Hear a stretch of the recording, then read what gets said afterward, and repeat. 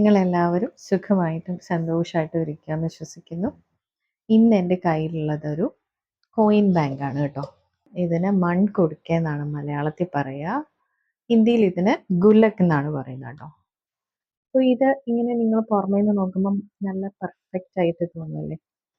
പക്ഷേ ഈ ശരിക്കുള്ള ഇതിൻ്റെ അവസ്ഥ അതല്ല കേട്ടോ. ഇതാണ് ഇതിൻ്റെ അവസ്ഥ. ഇതിനകത്ത് കാശ് നിറച്ചിട്ട് പൊട്ടിച്ചെടുത്ത കുടുക്കയാണ് കേട്ടോ. പക്ഷേ എനിക്കിങ്ങനെ ക്ലേയിലുള്ള സാധനങ്ങളൊക്കെ ഭയങ്കര ഇഷ്ടമാണ്. അപ്പോൾ അതുകൊണ്ട് കളയാനുള്ളൊരു മനസ്സ് തോന്നിയില്ല. അതുകൊണ്ട് എന്തെങ്കിലും ഉണ്ടാക്കാമെന്ന് കരുതിയിട്ട് ഞാനെല്ലാം കൂടെ പറക്കി സൂക്ഷിച്ച് വെച്ചേക്കുവാണ് കേട്ടോ. ഒരുപാട് ചെറിയ പീസസും ഉണ്ട്. ഞാനതെല്ലാം സേവ് ചെയ്തിട്ടുണ്ട്. ഓൾമോസ്റ്റ് വെക്കാൻ പറ്റുന്ന സാധനം ഇവിടെയുള്ള പോർഷൻ മാത്രം കുറച്ച് ചെറിയ ചെറിയ പീസുകളായിപ്പോയി.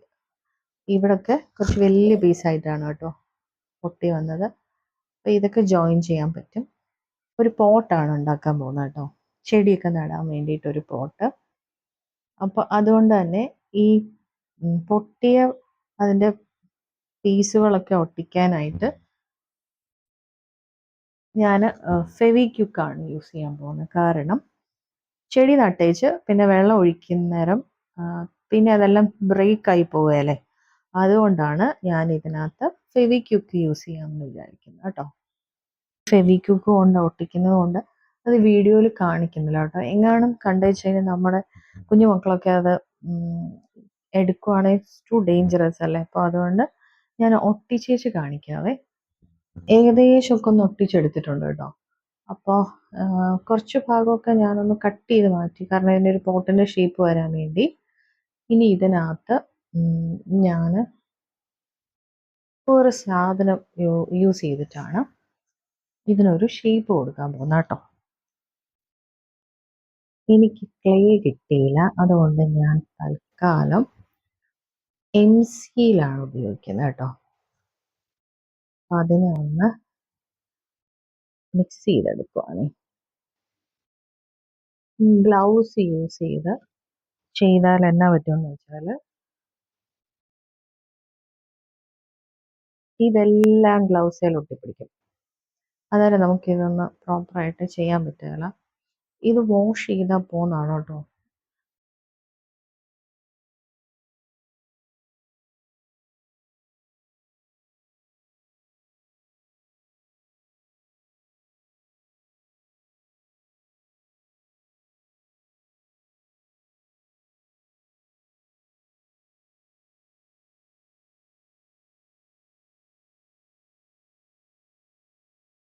ഞാൻ ഏകദേശം പോട്ടൊന്ന് ഒട്ടിച്ചെടുത്തിട്ടുണ്ട്.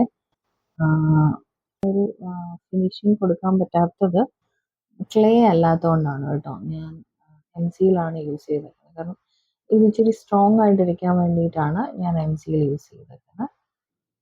ഇത്രയിലുള്ള സ്റ്റോൺസ് ആണ് അതിനകത്ത് യൂസ് ചെയ്യാൻ പോകുന്നത് കേട്ടോ. സ്റ്റോൺസ് സ്റ്റിക്ക് ചെയ്യാൻ. അതുകൊണ്ടാണ് ഈ പ്രോപ്പർ ഒരു ഷേപ്പ് വന്നില്ലെങ്കിലും ഇത് ഒട്ടിച്ച് കഴിയുമ്പോൾ കാണാൻ നല്ലൊരു ഭംഗിയുണ്ടാവും. ഇത് ബ്ലൂവും ഗ്രീനും ആയിട്ടുള്ള സ്റ്റോൺ ആണ് കേട്ടോ. നാളായിട്ട് സൂക്ഷിച്ചു വെച്ചിരുന്ന ഒരു സ്റ്റോൺസ് ആണ്. ഇത്രയിൽ വേറെ സ്റ്റോൺസ് ഉണ്ട് കേട്ടോ എൻ്റെ കയ്യിൽ. ഇപ്പോൾ ഞാനത് ഇതിനകത്ത് സ്റ്റിക്ക് ചെയ്യാൻ പോവാണ്. ഈ വൈറ്റ് സിമെൻറ്റ് ഉപയോഗിച്ചാണ് അതിനകത്ത് സ്റ്റോൺ ഒട്ടിക്കാൻ പോകുന്നത് കേട്ടോ. അപ്പോൾ ഇത് വൈറ്റ് സിമെൻറ്റ് ഇതിനകത്ത് വെള്ളം ഒഴിച്ചതൊന്ന് മിക്സ് ചെയ്യണം. വെള്ളം ഒഴിച്ച് മിക്സ് ചെയ്ത് വെച്ച് വരാമേ. ടെസ്റ്റ് ചെയ്ത് നോക്കാനുള്ള ആളെത്തിയിട്ടുണ്ട്. ഇക്രു ഒക്കെ ഒക്കെ ഓട്ടെ ഇത് കൊള്ളത്തില്ല.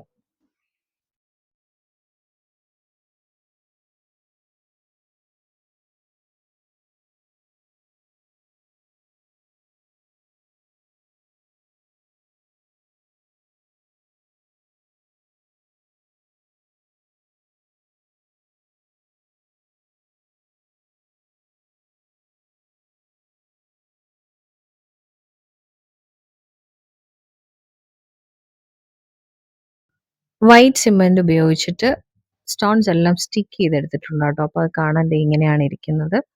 പക്ഷേ ഇവിടെ നിന്ന് അങ്ങോട്ട് ഞാൻ ഈ പോട്ടിൻ്റെ കാര്യത്തിൽ വിചാരിച്ച ഒരു ഐഡിയയും വർക്കൗട്ട് ആയില്ല കേട്ടോ. എനിക്ക് വൈറ്റ് സിമെൻറ്റിൽ ഞാനൊന്നും ചെയ്തിട്ടില്ല വൈറ്റ് സിമെന്റ് കൊണ്ട്. അപ്പോൾ അതുകൊണ്ട് അത് പെട്ടെന്ന് ഡ്രൈ ആകുന്ന ഒരു സാധനമാണെന്ന് എനിക്ക് അറിയത്തില്ലായിരുന്നു. അപ്പോൾ ഞാൻ വൈറ്റ് സിമെന്റ് അപ്ലൈ ചെയ്തതും സ്റ്റോൺസ് ഒട്ടിച്ചതും ഒരേ സമയത്താണ്. എന്നിട്ട് ഇത് ഡ്രൈ ആകട്ടെ എന്ന് കരുതി ഇച്ചിരി സമയം മാറ്റി വെക്കുകയും ചെയ്തു. അപ്പോഴേക്കും വൈറ്റ് സിമെന്റ് മൊത്തം സ്റ്റോൺസേലും പിടിക്കുകയും ചെയ്തു. പിന്നെ ഇതൊരു ചെറിയ ഷേപ്പ് വ്യത്യാസത്തിലാണ് ഡ്രൈ ആയി വന്നതും കേട്ടോ. പിന്നെ അത് ഷേപ്പ് ആക്കി എടുക്കാനും ആ സ്റ്റോണയിലായതൊക്കെ റിമൂവ് ചെയ്യാനും കുറച്ച് അധിക ദിവസം വേണ്ടി വന്നു. അതുകൊണ്ട് വൈറ്റ് സിമെന്റിൽ നിങ്ങൾ എന്തെങ്കിലും ചെയ്യുമ്പോൾ ഇത് പെട്ടെന്ന് ഡ്രൈ ആയി പോകും എന്നുള്ള കാര്യം മറന്നു പോകാതിരിക്കുക. അപ്പോൾ എനിക്ക് പറ്റിയ അബദ്ധം ആർക്കും പറ്റാണ്ടിരിക്കാൻ വേണ്ടി പറയുന്നതാണ്. പിന്നെ ഞാൻ ഇതിനകത്ത് പെയിന്റ് ചെയ്യാൻ പോകുന്നത് ആക്രിലിക് പെയിന്റ് തന്നെയാണ് കേട്ടോ. അപ്പോൾ ഗോൾഡൻ യെല്ലോ ആണ് എടുത്തേക്കുന്നത്. അപ്പോൾ അത് ഇച്ചിരി ഡാർക്ക് ആയതുകൊണ്ട് അതിൽ കുറച്ച് വൈറ്റ് പെയിന്റോടൊക്കെ ഒന്ന് മിക്സ് ചെയ്ത് അതിനെ ലൈറ്റ് ആക്കി എടുക്കുവാണ്. സ്റ്റോൺസ് ഒഴികെ ബാക്കി എല്ലാ സ്ഥലവും ആണ് ഞാൻ പെയിന്റ് ചെയ്യുന്നത്. ആദ്യം പെയിന്റ് ചെയ്ത് നോക്കിയത്, പക്ഷെ അവിടെയും എൻ്റെ ഐഡിയ വർക്കൗട്ട് ആയില്ല. കാരണം ഞാൻ ഇതിൽ ഗ്രീൻ ബ്ലൂ സ്റ്റോൺസ് ആണ് സ്റ്റിക്ക് ചെയ്തിരുന്നത്. അപ്പോൾ ആ ഡാർക്ക് ഗ്രീൻ സ്റ്റോൺസ് ഈ കളറുമായിട്ട് മാച്ച് ചെയ്യുന്നുണ്ടായിരുന്നു. പക്ഷേ ആ ബ്ലൂ കളർ സ്റ്റോൺസ് ഒരു വിധത്തിലും ഈ യെല്ലോ ആയിട്ട് മാച്ച് ആവുന്നുണ്ടായിരുന്നില്ല. പിന്നെ ഞാൻ സ്റ്റോൺസ് കൂടെ കവർ ചെയ്ത് പെയിന്റ് ചെയ്തു കേട്ടോ. ഞാൻ വീട് മേടിച്ചതും വീട് അണ്ടർ കൺസ്ട്രക്ഷൻ ആണെന്നുള്ള അതൊക്കെ ഷോർട്ട്സിൽ ഇട്ടിട്ടുണ്ടായിരുന്നു വീഡിയോ ആയിട്ട്. അപ്പോൾ ആ വീട്ടിലേക്കുള്ള ആദ്യത്തെ ഹോം ഡെക്കറാണ് കേട്ടോ. ഇടയ്ക്കൊന്ന് പാളിപ്പോയെങ്കിലും ഞാൻ അത് മനസ്സിൽ വിചാരിച്ച പോലെയൊക്കെ അല്ലായെങ്കിലും ഒന്ന് ശരിയാക്കി എടുത്തിട്ടുണ്ട്. അപ്പോൾ ഇതാണ് അതിൻ്റെ ആ ഒരു ഫൈനൽ. ഇങ്ങനെയാണ് അതിരിക്കുന്നത്. പക്ഷെ അച്ചായിക്ക് ഇഷ്ടപ്പെട്ടില്ല കേട്ടോ, ഉള്ളത് പറയാം. വീട്ടിലുള്ളവർക്ക് എല്ലാവർക്കും ഇഷ്ടപ്പെട്ടില്ല. അപ്പോൾ ഗോൾഡും ആ സ്റ്റോണിൻ്റെ കളറും ആയിരുന്നെങ്കിൽ കൊള്ളാമായിരുന്നെന്നാണ് പുള്ളി പറയുന്നത്. നിങ്ങളുടെ അഭിപ്രായം ഒന്നും കമൻറ്റ് ചെയ്ത് അറിയിക്കുക കേട്ടോ. വീട് എല്ലാവർക്കും കൂടെ ഉള്ളതായതുകൊണ്ട് അവരുടെ അഭിപ്രായം പരിഗണിക്കണമല്ലോ. അപ്പോൾ എന്തായാലും നിങ്ങളുടെ കമൻറ്റിൽ നിന്ന് നിങ്ങളുടെ അഭിപ്രായം അറിയാൻ പറ്റുമെന്ന് ഞാൻ വിശ്വസിക്കുന്നു. എനിക്കിത് ഇഷ്ടപ്പെട്ടു കേട്ടോ. അപ്പോൾ എന്നോട് യോജിക്കുന്നവർ ഒന്ന് ലൈക്ക് ചെയ്യുക. പുതിയ വീഡിയോയുമായിട്ട് ഉടനെ വരാം. അപ്പോൾ വീഡിയോ ഇഷ്ടപ്പെട്ടുവെങ്കിൽ സബ്സ്ക്രൈബ് ചെയ്ത് എന്നെ സപ്പോർട്ട് ചെയ്യുക.